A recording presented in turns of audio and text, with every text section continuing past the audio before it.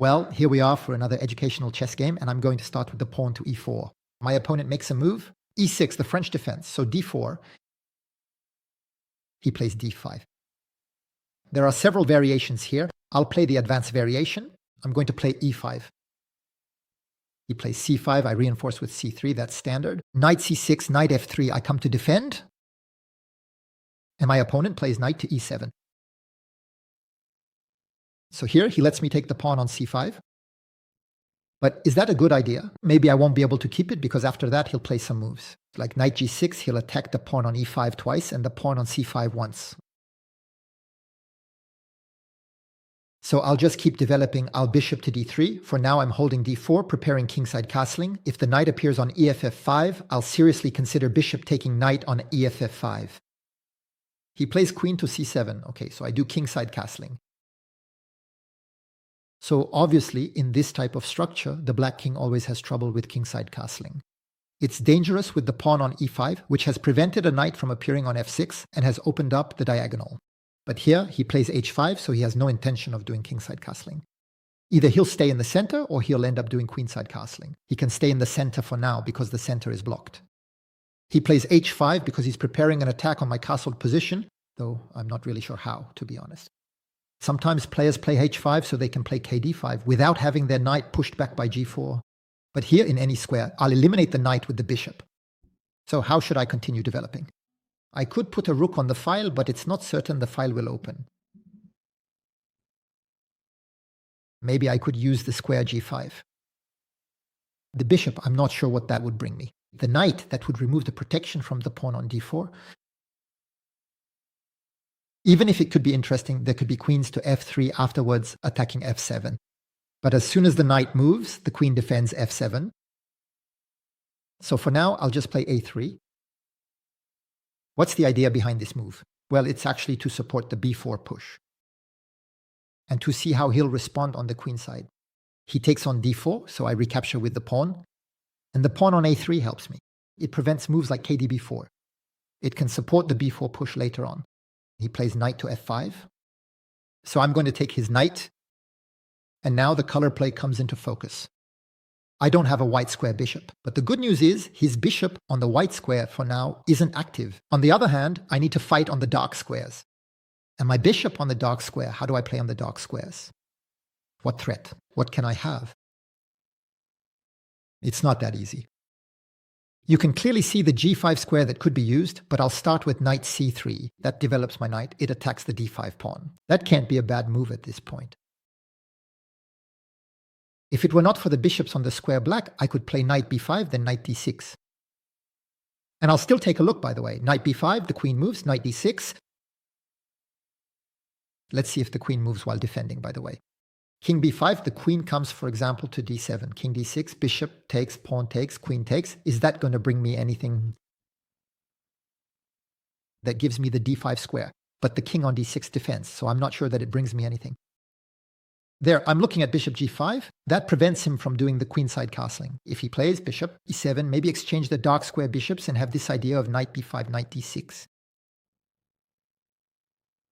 So I'm going to play bishop g5. After all, if he plays bishop e7, I'll break his pair of bishops by taking away his best bishop, the dark square bishop.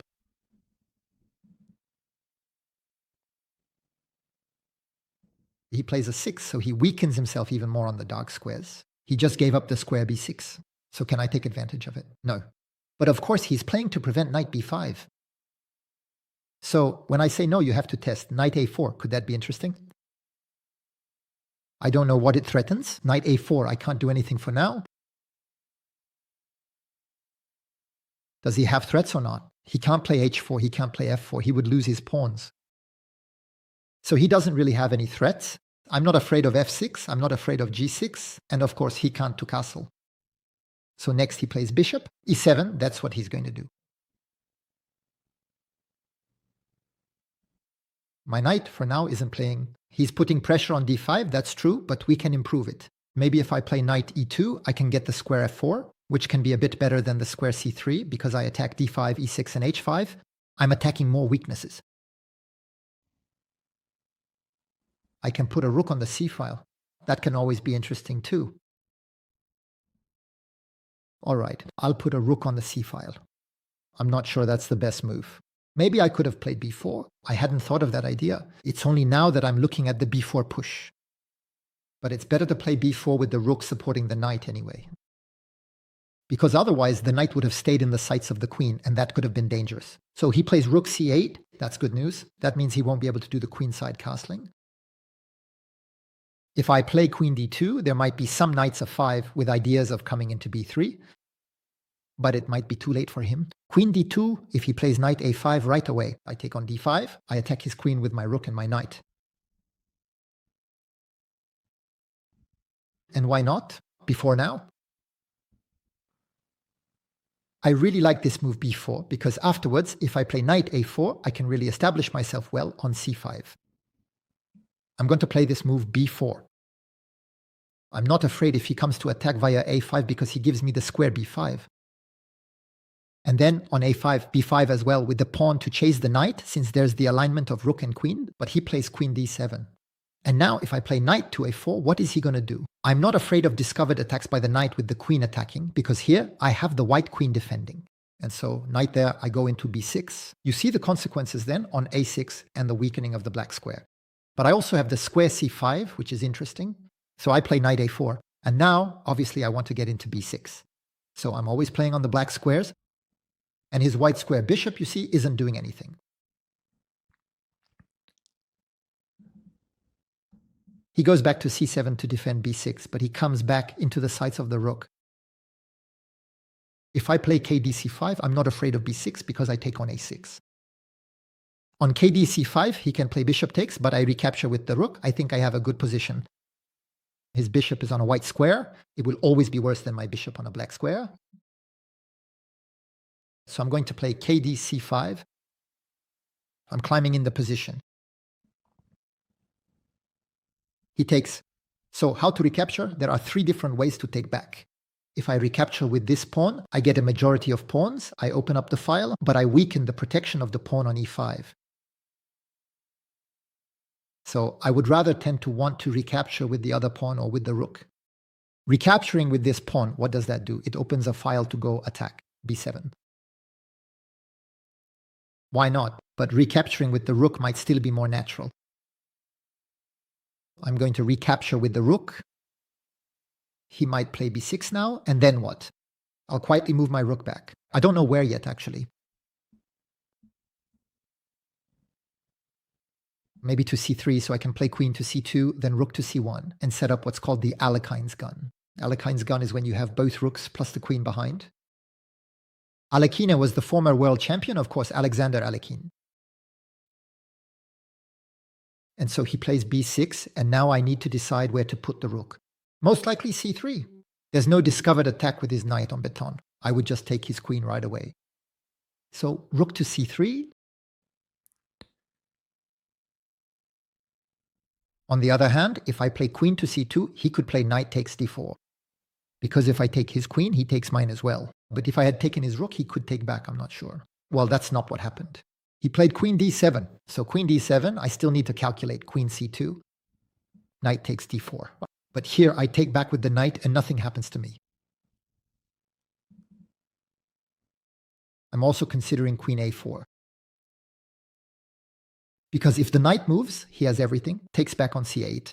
And the queen can't take back because of the pin. So queen a4, it's interesting too. What is he going to do? If he plays b5, I take on a6. Queen a4. He's going to do it. Knight takes e5. But rook takes c8 every time with the pin. Because knight takes e5, the idea was that if I take his queen, he takes back afterwards. So queen a4 seems good to me. I don't see any problem.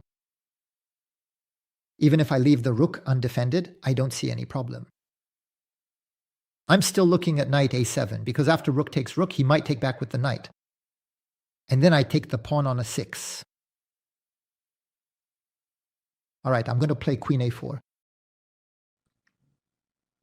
And done. Knight takes e5. But here there's rook takes rook, check and mate. Look, the queen can't take the rook because of the pin. The bishop is blocking.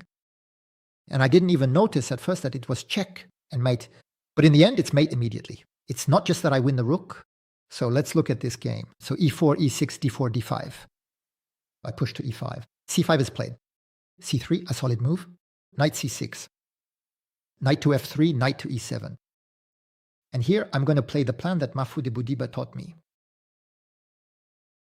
He was a coach who was also an international master and a friend, an incredibly kind person. Unfortunately, he passed away a few years ago. In the French defense, what he showed these young players was to put the pawn on f3 when the black knight could come to f5, and not to hesitate in the end to exchange the bishop for the knight. Because even if the opponent had the pair of bishops, in reality, the light-squared bishop had trouble making an impact.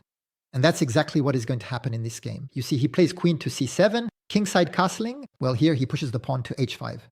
Objectively, it's not a very good idea, but the usual moves are things like bishop d7 or a6 to support the b5 push. Here he pushes the pawn to h5, so I play a 3. And he's going to exchange on d4 and put his knight on f5. So he has this pressure on the pawn on d4. And that's when I start to act. fd4, I take his knight. Then kc3, I attack the pawn d5, bishop e6. And so we have a position where his pawn structure is a bit degraded, and especially where his bishop of white square cannot express itself. So I have to play on the black squares, and I had found bishop g5 interesting. With the idea that if he plays bishop e7, now this idea of knight b5 could be interesting, especially if I exchange the black square bishops to then have the d6 square. He played a6, and right away I saw the weakness of the b6 square. I know I can't really take advantage of it immediately, but if a knight could arrive at b6, that would be very interesting. I put the rook on the column. He put his own in, and now the push before queen d7. And I can play that square on b6.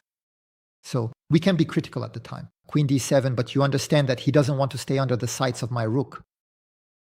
So he plays queen d7, knight a4. I threaten again to arrive on b6. He can't play queen d8 because of the bishop, so he puts his queen back on c7.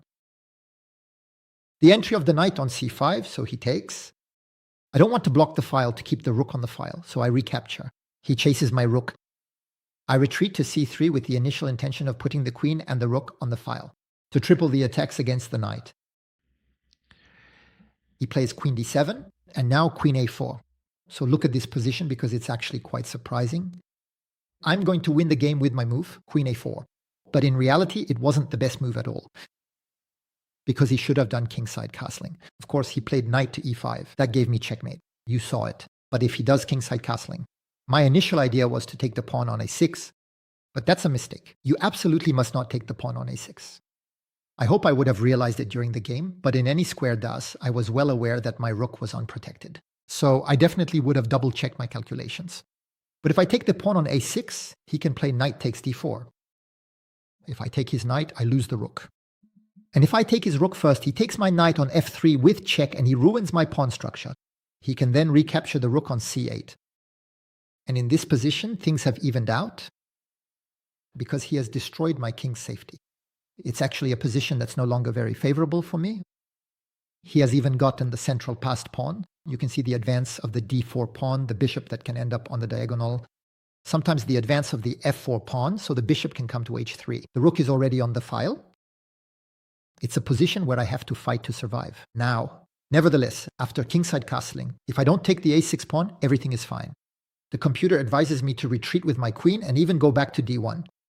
Because here on kd4, I take with the queen and I protect the rook. So it's completely losing for black to play queen takes d4.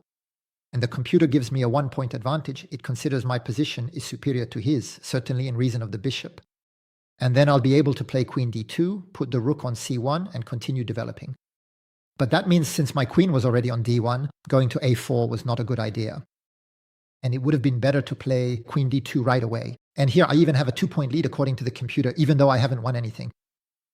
But that's because the computer considers that white's domination is such that material gains will soon follow. You see how a position can turn around very quickly one way or the other. If you enjoyed this game, you can give me a thumbs up, leave comments, share the video, or support the channel. Goodbye, everyone.